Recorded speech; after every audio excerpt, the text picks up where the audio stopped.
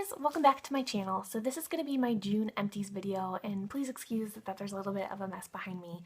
Today is my last day in Scotland, so I am working on packing and cleaning up everything that is mine, so it is a little messy, but before I left, I wanted to film my empties video. So I don't have quite as much stuff as I usually have just because, I am not at home and I have been just working on certain things that I brought with me. But I actually do have quite a few empties, and I think it's actually one of the most exciting empties videos I've ever done because there's a lot of makeup and there's a lot of full-size items that I've really been working on for a long time.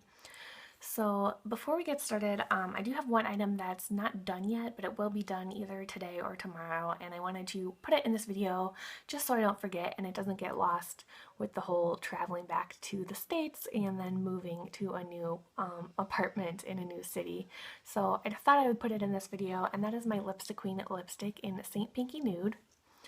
So this is how much is left. There's just like, you can barely see any product above the little white stopper, or whatever you want to call that.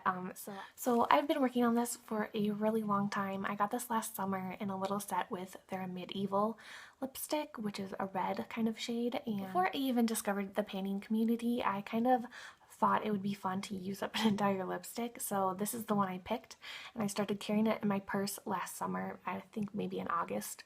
But maybe I did know what the painting community was, so maybe I was just trying to pan something. I don't really remember, but I started my first Project 10 pan in September, at the end of September. So I used this in my first Project 10 pan, which was from the end of September to the end of December. And then I took a break from it and I threw it in my third Project 10 pan, which I'm doing right now, which started at the beginning of April. So that's kind of how long it took me. So this is where it started for this project, and now it's pretty much gone. So I just wanted to throw this into this empties video so I didn't forget. Alright, now on to the actual empties.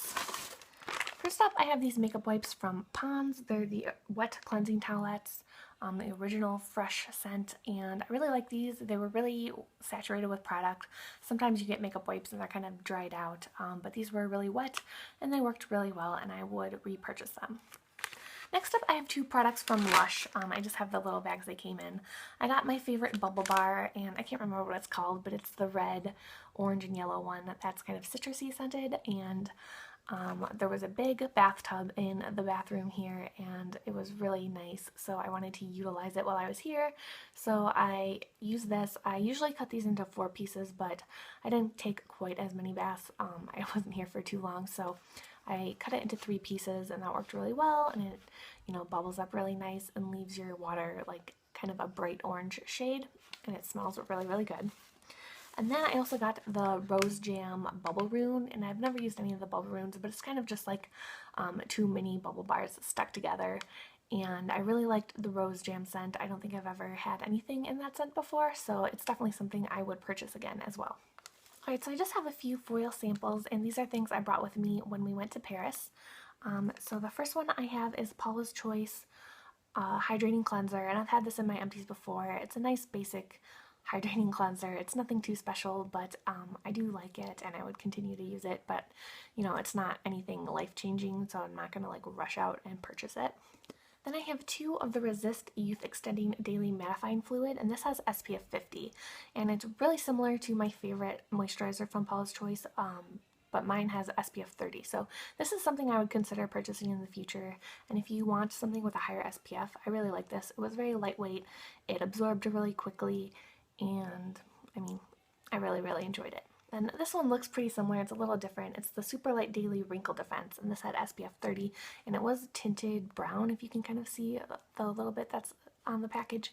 I didn't like this quite as much. I don't remember why exactly. It was a few weeks ago that I used this, but I just remember I wasn't a big fan of it, so it's not the best review, but that's all I remember. And then I have my favorite toner, just a little sample of it, and I love this, and I would repurchase it, although the next toner I'll be using is just a different one from Paula's Choice I decided to try. And speaking of that toner, I also finished off this full size of it. I brought this with me because there wasn't a lot left, but it ended up lasting like almost 3 weeks. I thought it was almost gone when I brought it, but I used this up and it took took probably 7 or 8 months to go through this, and it's a really moisturizing primer. And what I do is I just put 2 drops of it in my hand and kind of put it on my face after I wash it. So I don't use a cotton pad, and that makes it last way longer because you use so much less product. Next, I have a shampoo and conditioner from Soap & Glory. It's the Glad Hair Day Ultra Shine Daily Shampoo. I bought these for our trip to Paris as well, and they were really nice, pretty basic, nothing special though, so that's not something I would probably go out and repurchase, but they were just fine for traveling and using. Right, I'm going to try to get through all the skincare and stuff first and then do the makeup at the end. So this is the Face Shop Mango Seed Cleansing Foam, and I got this in a swap with my friend here on YouTube, Miranda.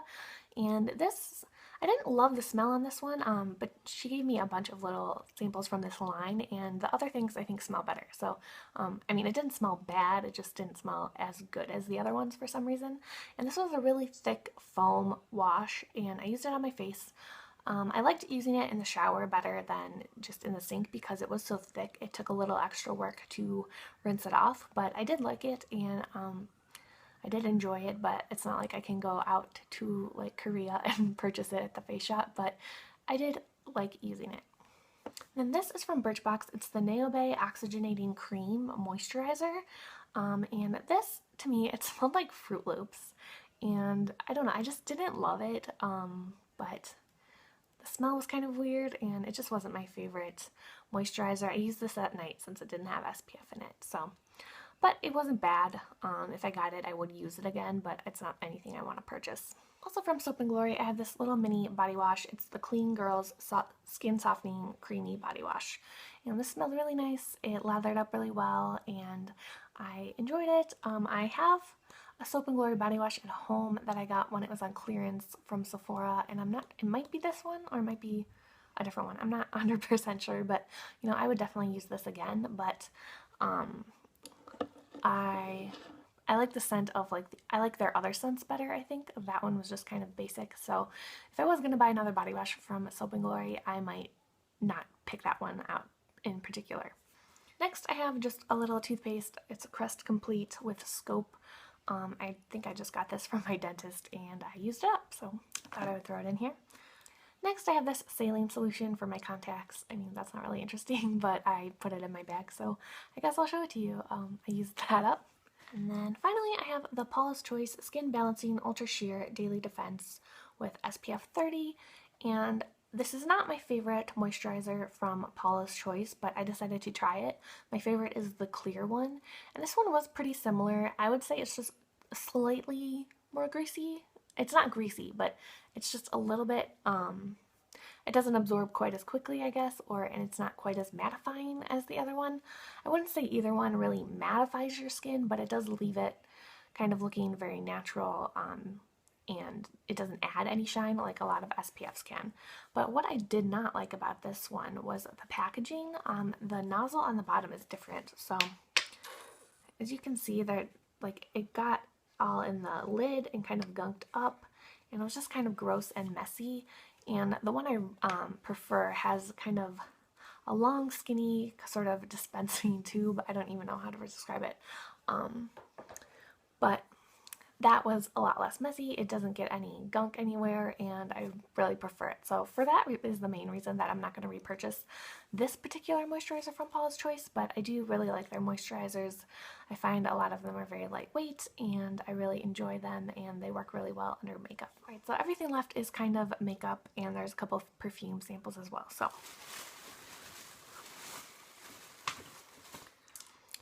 I'll start with the perfumes. This one is Harvey Prince Sincerely, and I wasn't crazy about this one. It did smell a lot better than the signature one that I went off on a little rant about during Birchbox unboxing, but it smelled a little baby powdery, a little old lady-ish, but not nowhere near as bad as that other one. So that's not something I was really interested in purchasing. Next up, I have the Tom Ford Black Orchid, and I really, really like this scent. I think it has like violet and kind of musky. It's a little heavier and darker than a lot of scents, but I really like it, and I do have a full size of this, which is why I decided to use up this little sample.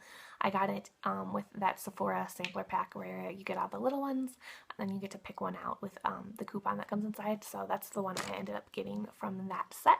And then I had the Chloe fragrance. I really like this one. I have a roller ball of it at home, and I just want to get through these little samples, so this is one I picked out to use. And it's a really kind of nice lighter scent. It's really nice for summer, I think.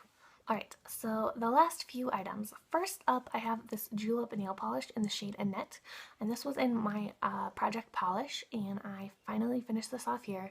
You can't really tell because it was sitting in this bag on its side, but it is gone, I promise. And I really love this color. It is like one of my favorite kind of colors for nail polish. It's just kind of it's not white, but it's light, and it kind of gives you the effect of a white, but it's more of a beige, and it had a little bit of kind of pinkiness and gray to it. It's just really, really pretty. It's just like Urban Jungle from Essie, but the formula on the bottle of that I had was just awful.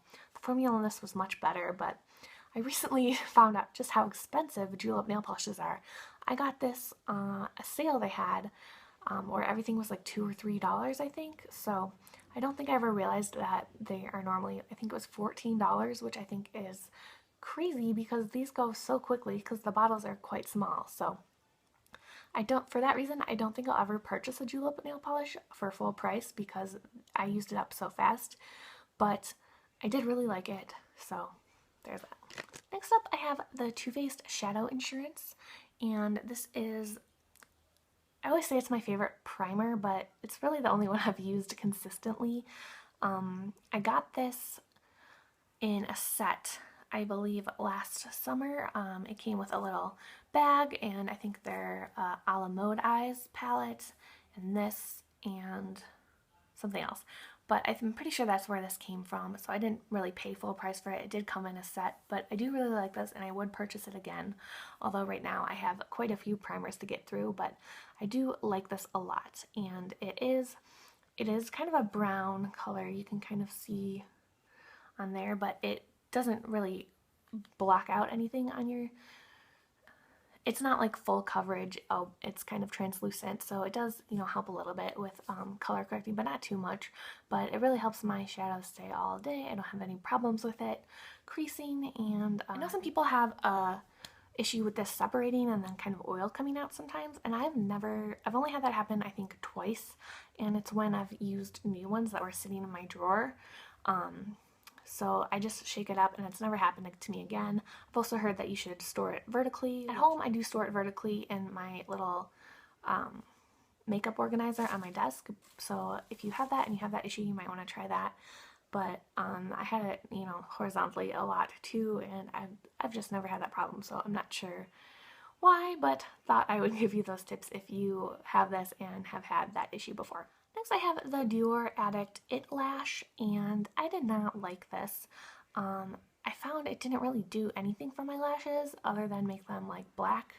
It added a tiny bit of length, it wasn't volumizing at all, and it was just kind of blah. So this is not something I am planning on purchasing. And then speaking of that, I've decided to toss this Dior It Lash mascara in the blue shade. This definitely isn't used up. This is what it looks like. That's what the wand looks like for both of them. This definitely isn't used up, but I've had it open for over a year, and I just have not been reaching for it. I think it's fun to have a blue mascara, but I would never purchase one from a high-end brand again. It worked fine. It did tint my lashes blue, but just like the black one, it didn't really volumize or add a lot of length, so it just was kind of a little bit underwhelming. And blue mascara isn't something I reach for a lot, so I don't think it's worth paying the extra price for it. So this was kind of an impulse buy when it came out last year, and it's not something I would recommend. Although the one thing I do like this brush for is for the lower lashes. It works really well, but I'm not going to buy a Dior mascara just to use it on my lower lashes. And finally, the most exciting empty probably I've ever had, and that is my Maybelline Color Tattoo in Creamy Beige. This is completely gone, and I couldn't be more excited. So I got this last summer, and it was also in my first Project 10 pan along with the Lipstick Queen lipstick, and I've been painting it continuously since then. I looked on my Instagram and I finished it 37 weeks after I started that Project 10 pan project. So in the first few months I was painting it, I don't think I used it every day. I think I more kind of used it every other day, but then I started using it every day. During my first Project 10 pan, I was doing my makeup twice a day a lot because I was working out in the middle of the day. So usually I would put something simple like just this all over my lid, go to class in the morning, go to the gym, and then, do a regular face of makeup afterwards. Or, the opposite of that, I would do regular makeup, go to work out, then just put a little something on to go to class. So I was using it, I think, every day for most of that time. I guess I don't use a lot of it. I don't like to put 2 layers on because I found if I put too much on, it would kind of like get a little scaly looking. So I would just put 1 layer and then, use it as a base for my eyeshadows. I really like the color of this on its own, and it worked well under other eyeshadows too. It didn't really alter the color of them at all. It's just a little bit darker than my skin tone. But yeah, this is a great color tattoo. I really recommend it. It's from the leather line, and I do have a backup, which is why I put it in my Project 10 pan in the first place.